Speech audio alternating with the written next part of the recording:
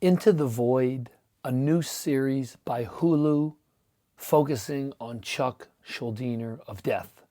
Hey everyone, Mike here with Extreme Metal Magazine. Welcome back to another video. Now, have you had a chance to watch this new show by Hulu? First of all, I was very surprised. I did not know this was coming out. Anytime someone from the death metal world, which is considered underground. It was considered underground back in the late 80s. It's considered underground to this day. Anytime something is produced by someone like Hulu, it's going to catch my attention. And for them to be focusing on Chuck from Death obviously caught my attention. I mean, I consider Chuck a hero to this day, a musical hero of mine to this day for the last 20 years. Now, again, have you had a chance to catch it? If you haven't, I highly recommend it. I've known of Chuck Schuldiner. I say the word Schuldiner because for 21 years, I first discovered death back in 2004. That's really when I started getting into death metal, about 2003, 2004. And I didn't hear of the band Death until late 2004. So it's been 21 years. I always knew him as Chuck Schuldiner. Actually, Chuck Schuldiner is how I knew him. But in watching this documentary, you realize that quite a few people do not know how to pronounce his name. Even Morrisound Studio, Jim Morrison, they say Chuck Schuldiner. That's always how I knew it, Chuck Schuldiner. But in hearing from his family, in hearing from his fiance, first of all, it was amazing to see his fiance. I didn't know he had a fiance. I learned so much about this man that I don't know if I want to use the word idolized, but just revered over the last 21 years as a death metal god. But his name is Chuck Schuldiner. Kind of fascinating, a little bit of a head trip. Still weird to say that because I'm just so used to saying Chuck Schuldiner from Death. Chuck Schuldiner from Death. It's very odd to say Chuck Schuldiner from Death, but I learned so much from this documentary just about his personal struggles.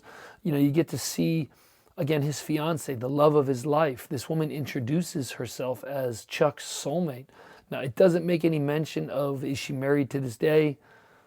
Does she have children? I haven't had a chance to look her up. I've only seen what I've seen in the documentary, but it's real interesting to see about their relationship, how they met. They don't give years. I like to know years, like, hey, when did Chuck and her meet? What album was he working on? I don't know.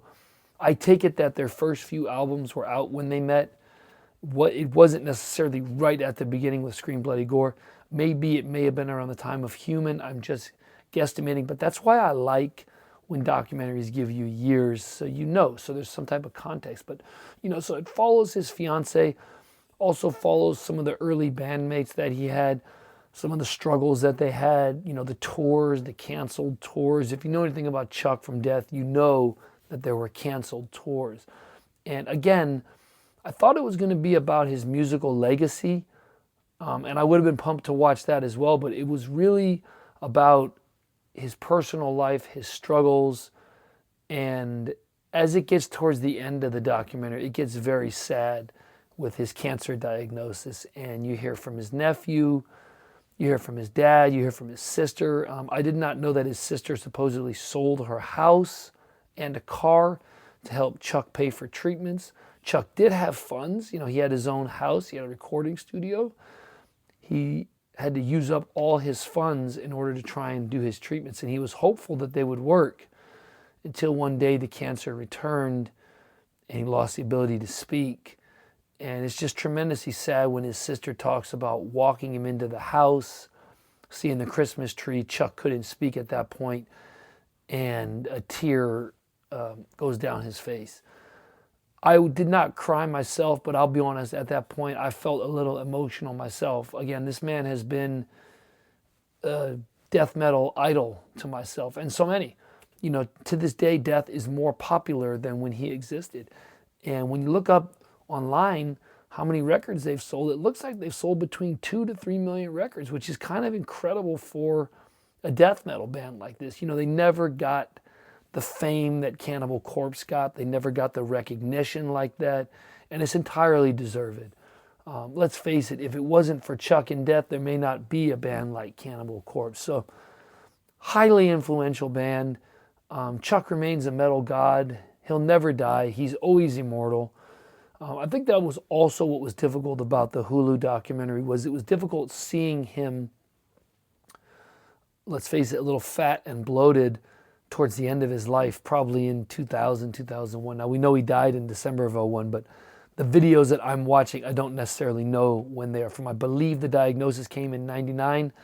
Again, that's why it's cool when documentaries put dates. If you're making a documentary, put the goddamn date on it so we can see when it is. People like me like to know dates. I like to know when it was. I like to say, wow, I was a freshman in college when he was going through that. I like to know where I was in my life when that person was going through something in their life. So we don't have dates, but it was very difficult at the end to see him bloated and not, it didn't look like the Chuck that we know, the good-looking guy, handsome guy, you know, long hair, clean cut, you know, no tattoos, no nothing like that, but just a true death metal legend. Let the metal flow, like Chuck would always say. But I'm curious to hear from you. Have you had a chance to watch this? It's highly recommended. If you are a fan of death metal, watch it. If you are a fan of Chuck, you need to watch this by Hulu.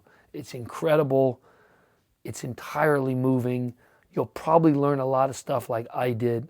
Tremendous amount of stuff I learned about him that I did not know, despite knowing of this music for 21 years now. So love to hear your thoughts down in the comments section down below. Have you seen this? What are your thoughts on it if you have?